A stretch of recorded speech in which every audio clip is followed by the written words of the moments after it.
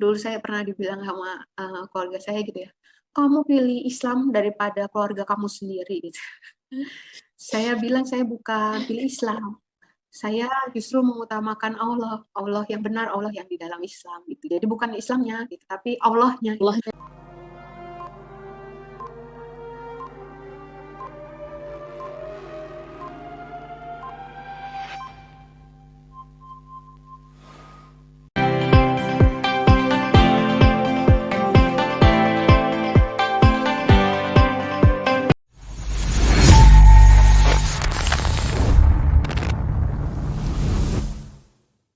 Ini pertanyaan dari YouTube nih dokter. Dari Mbak Ani Junia Stuti. Assalamualaikum Dokter Ica. Semoga sehat. Semoga sehat selalu. Semoga sehat selalu ya dokter. Izin bertanya dokter, bagaimana pandangan dokter terkait muslimah yang bekerja?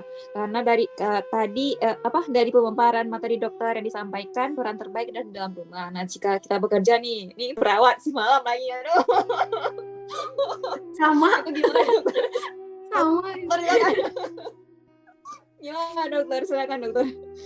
Iya, Masya Allah. Yang saya pelajari dari Islam itu, ini saya sebenarnya dekat dengan Bu Ani juga ini. Ini ngobrolnya tapi lewat Zoom ya Bu Ani. Jadi Bu Aninya di YouTube ya. Ya jadi ini Bu Ani juga udah tahu ini jawabannya, suka sharing baru. Untuk kami nih, kan kami belum tahu nih dokter. Iya. Ini kayaknya mancing doang itu Bu Ani. Iya sama, saya juga ngalamin hal sama ya. Kalau mau sih sebenarnya ya fitrahnya kita di rumah gitu ya. Maunya sih ya begitu gitu. Mudah-mudahan dimudahkan bisa akhirnya ke arah sana gitu ya. Tapi kondisi saat ini mengharuskan untuk bekerja gitu sendiri untuk 3 anak saya juga sama. Nah ya mudah-mudahan nggak mengurangi ya pahala kita juga gitu ya. Jadi memang bagi saya Islam itu mengajarkan keseimbangan yang saya sering rasakan seperti itu gitu. Banyak hal tuh Islam tuh selalu seimbang gitu. Apapun gitu ya, termasuk dunia akhirat itu seimbang gitu kan. Yang jelas ya bukan seimbang tuh 50-50 ya gitu, karena kan nilainya akhirat kan jauh lebih dari dunia gitu. Jadi nggak bisa 50-50 gitu ya. Kata Ustaz Nababan, dunianya 5%, akhiratnya 95%, karena kan dunianya cuma iya betul gitu. Jadi ya dulu juga saya ini Bu Nila dan teman-teman suka saya pikir tuh pekerjaan itu urusan dunia, terus kalau saya beribadah beramal soleh itu urusan akhirat gitu. Tapi ternyata memang di dalam Islam nggak ada kenal dikotomi pembedaan itu gitu ya. Apapun yang kita kerjakan, bahkan pekerjaan yang kayaknya dunia gitu ya, kayak kayaknya ibu tadi ngerawat orang tua gitu ya. Kalau kita lakukan itu sambil kita berzikir, sambil kita bismillah dulu mau mulai gitu. Udah selesai alhamdulillah. Di dalam aktivitasnya, dalam prosesnya kita selalu minta tolong sama Allah tadi ya. Lillah, billah, fillah gitu. Nah, itu kita lurus. Saya kira juga niat itu cuma dilurusin di depan, tapi waktu prosesnya sesudahnya itu harus selalu diluruskan. Nah, itu insya Allah walaupun kita bekerja, walaupun kita nggak di rumah gitu ya, tapi kita selalu mengingat Allah gitu. Kita mempresentasikan seorang muslimah itu yang solehah itu seperti apa, itu insya Allah bernilai akhirat juga, bernilai pahala juga, dibandingkan saya misalnya yang kayaknya berdakwah nih ya, berdakwah gitu, kayak misalnya sharing apa yang rohani gitu ya, yang di Instagram gitu, di YouTube gitu, tapi motivasi saya lain, biarin eksis, biarin terkenal, biarin dipuji gitu ya, terus sambil bilang keren juga ya, aku kok bisa kayak gini ya gitu misalnya. Gitu ya ada sebagainya gitu ya, followerku jadi banyak misalnya kayak gitu itu malah nguap kali ya, angus gitu. nggak ada nilai akhiratnya sama sekali lagi gitu kan, dibandingkan ibu-ibu yang lagi masak sambil zikir gitu sambil sholawatan gitu kan. Jadi itulah insya Allah ya di dalam pekerjaan tadi kita selalu menyertakan Allah gitu ya. diniatkan karena ibadah gitu. Dulu saya ingat banget mantan suami saya pernah habis bekerja sebentar, saya bilang udah saya mau di rumah aja, nggak mau kerja, pengen lihat anak-anak dari kecil sampai gede gitu kan. Ya boleh sih, saya ingat waktu itu, tapi kondisinya kita masih di luar Islam ya. Itu sempat saya masih ingat kata-kata beliau itu, boleh sih tapi kamu bermanfaatnya cuma buat saya, buat anak-anak gitu ya, buat keluarga lah ya gitu. Tapi waktu kamu bisa, saya kan di dinas kesehatan ya, jadi regulator, jadi pembuat kebijakan gitu kan, manfaatnya lebih luas buat masyarakat, buat lebih banyak orang gitu kan. Jadi kan dibilang orang yang manusia yang paling mulia itu yang paling bermanfaat ya buat orang lain. Tapi memang betul tadi sebelum keluar kita yang utama lah anak ya, fitrah kita sebagai istri, sebagai ibu tetap yang utama. Pintar-pintar kita menaruh prioritas mungkin ya, menaruh prioritas itu gitu. Allah tetap yang nomor satu juga gitu kan. Dulu saya pernah dibilang sama keluarga saya gitu ya, kamu pilih Islam daripada keluarga kamu sendiri gitu. Saya bilang saya bukan pilih Islam, saya justru mengutamakan Allah yang benar, Allah yang di dalam Islam gitu. Jadi bukan Islamnya gitu, tapi Allahnya. Gitu. Kalau udah Allah, ya kalau Allah itu kan di atasnya makhluk gitu. Keluarga itu masih makhluk. Menurut saya gitu. Jadi waktu itu saya bilang, saya bukannya lebih pilih Islam dibandingkan keluarga gitu ya, padahal suami dan anak-anak yang saya cintain gitu ya. Tapi ya tadi ada Allah gitu ya, Allah yang benar gitu ya. Insya Allah waktu kita pilih Allah gitu ya, kita pilih akhirat, itu dunia itu semua ngikutin. Insya Allah. Bu Ani lebih pintar jawabnya ini pasti. Bu Ani. Bu Ani semoga terjawab ya. Aja. Tentunya untuk kami ini. Saya yang belajar dari Bu Ani ini. Masya Allah. Jadi teringat tadi pas dokter bilang lillah billah fillah. Dulu pas saya kuliah itu diajarin juga sama salah satu guru ngaji saya. Ingat ini satu, ada mantra kata beliau. Mantranya itu adalah Allah dulu, Allah lagi, dan Allah terus. Jadi kamu bisa akan kuat. Jadi kok kamu lagi down, kamu ingat ada Allah kok, ada Allah gitu. Jadi itu salah satu mantranya ya kata beliau. Betul. Aduh, betul banget itu. Udah cukup kalau udah ada Allah, udah cukup banget. Iya, insya Allah. Masya Allah, ini ada chat juga dari Mbak Asnura sana. Saya ibu rumah tangga masih membutuhkan dokter perawat wanita. Masya Allah. Jadilah ladang pahala, semoga Allah menjadi Masya Allah. Iya betul. Sama-sama. Iya betul, Masya Allah. Ya, Allah, semoga ya ilmunya nih sport ini pada hari ini ya bisa ngecat hati, bisa ngecat iman, bisa ketawa bareng ini walaupun secara masih online daring ya. Semoga nanti ya Allah mudah kita bisa ketemu juga sama dokter Karissa ini. Dokter ayo ke Jepang. Amin. Mudah-mudahan bisa ke Jepang. Amin ya Allah. Nanti aku telepon ya Bu Nila, Bu Jan, Bu Nur Hasana.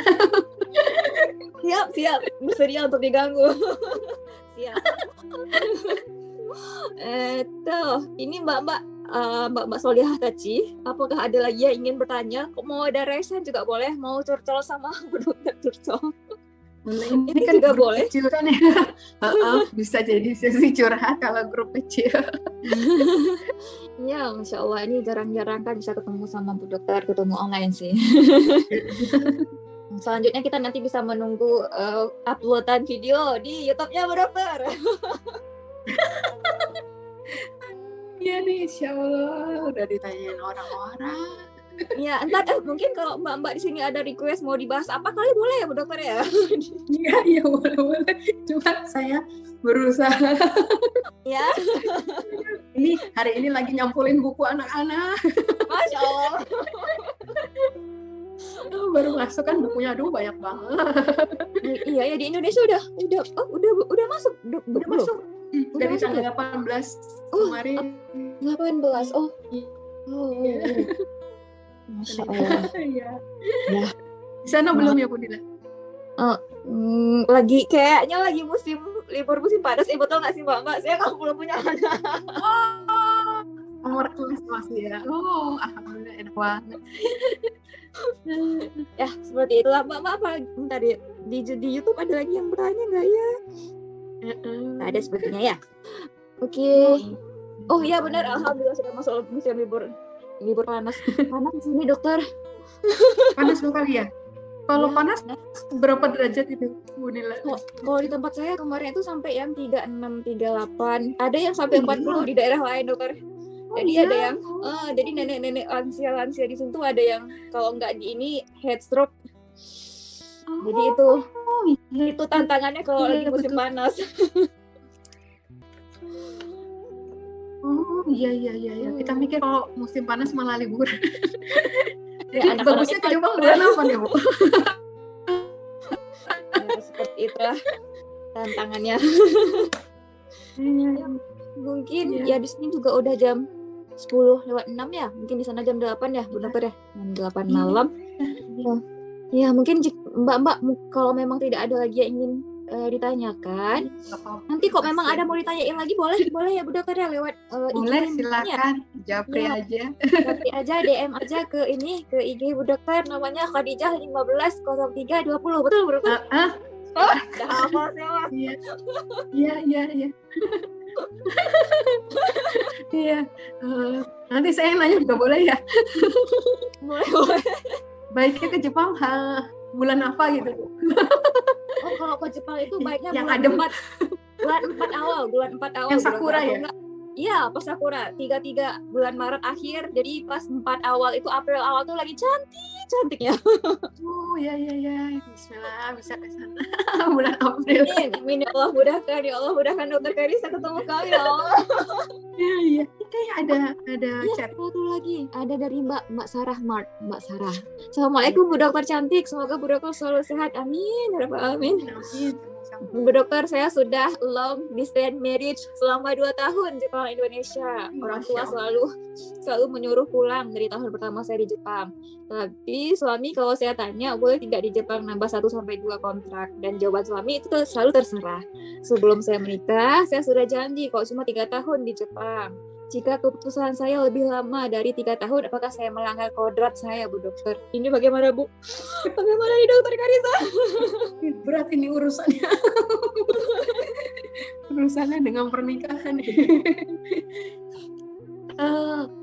Ini Ibu udah janjinya sama suami berarti ya? Yang cuma 3 tahun di Jepang ya? Ya, terus pas nanya ke suaminya kok nambah lagi 1-2, terserah gitu jawabannya. Terserah gitu dia. Aduh, Masya Allah suaminya baik sekali ya. Kalau saya insya Allah ya, yang saya Bu Dokter tadi ya, betul. Kalau saya sebisa mungkin memang salah satu adab dan akhlak Muslim itu kan menepati janji ya.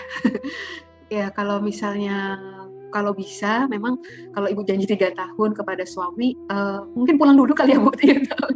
Ya, sesuai janji pulang dulu. Kalau misalnya memang suami ridho untuk kembali lagi, benar-benar ridho gitu ya.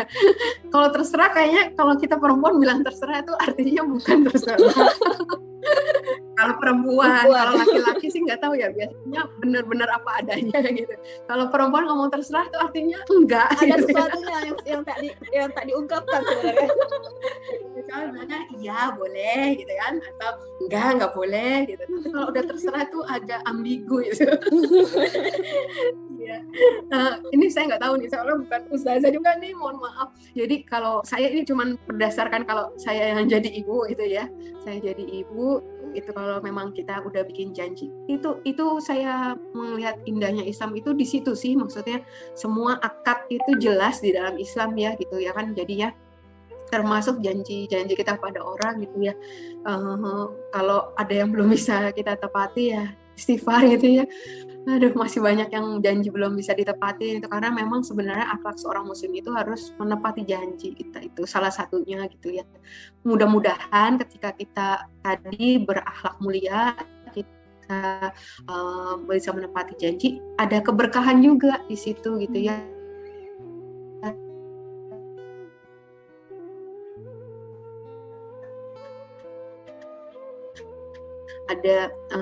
Ada ridho Allah, ada ridho suami. Saya ngeliat Bu Nila freeze. Saya apa Iya, barusan keputus. Nggak keputus ya Bu Nila. putus ya, iya. Jadi mungkin malah secara dunia mungkin ada uang yang malah ditambah ya karena pulang dulu baru bisa balik lagi misalnya gitu. Tapi insya Allah gitu ketika kita kan pulang tujuannya sesuatu ya, tujuannya karena kita mau menepati janji kita kepada suami kita lagi gitu kan ya. Terus kita mau berlaku sebagai muslim yang solehah gitu ya, yang sejati, yang berakhlak mulia gitu, insya Allah gitu. Nanti Allah ganti gitu ya, walaupun ada, aduh kan transportnya jadi 2 kali Bu dokter misalnya atau gimana, tapi ya itu banyak hal saya belajar kayak gitu ya, gitu banyak hal saya harus memilih yang mana gitu. Ketika kita mau mudahnya aja, mungkin kita memilih riba gitu, tapi ketika kita, aduh ya udah tahan dikit supaya nggak riba gitu ya, tapi nanti Allah kasih jalan keluar gitu, bahkan dikasih rezeki yang lebih-lebih daripada ketika kita akhirnya pilih cara jalan pintas dengan riba misalnya kayak gitu. Jadi itu udah banyak hal terbukti gitu ya. Allah paling tahu, paling nggak bisa sembunyiin hati kita gitu kan, hati kita motivasinya apa gitu ya. Yang sederhana aja gitu. Kadang saya justru karena kayak lagi justru misalnya apa ya, untuk murniin hati itu lagi misalnya kayak apa ya, nggak mau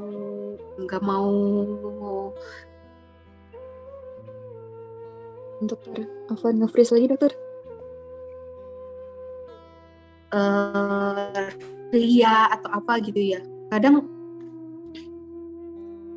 apa udah nyambung Budila? Udah. Aduh, sampai mana Bu Nila? Saya ngerocos saja. Sampai apa tadi niat? Apa tadi? Iya, baik. Ya itu dia banyak hal itu seringkali kayaknya rugi kesannya ya, secara itu rugi. Tapi ketika kita memilih jalan ketaatan, mungkin yang kelihatannya lebih susah, kelihatannya lebih merugikan, tapi insya Allah malah ganti gitu kan ya.